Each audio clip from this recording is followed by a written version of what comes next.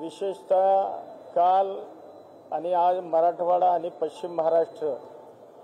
या दोन विभागामध्ये फार मोठ्या प्रमाणामध्ये पाऊस पडून शेतीचं आणि एकूणच सार्वजनिक मालमत्तेचं आणि लोकांच्या घरांचं हे फार मोठ्या प्रमाणामध्ये नुकसान झालेलं आहे आणि निश्चितपणानं शासन या सगळ्या एकूण परिस्थितीवर नजर ठेवणे आणि त्या संदर्भातल्या योग्य त्या सूचना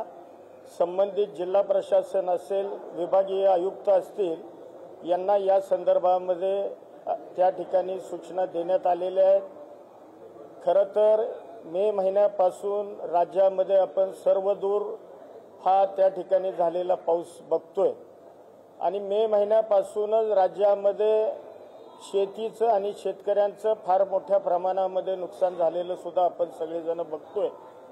आणि सरकार या संदर्भामध्ये अतिशय संवेदनशील आहे। या संदर्भामध्ये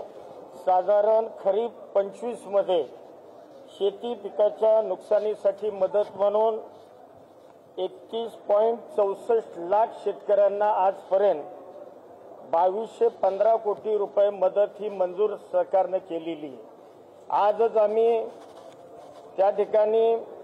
अमरावती विभागाकरता 565 कोटीचा, नागपूर विभागाकरता 23.85 कोटी, पुणे विभागाकरता 14.28 कोटी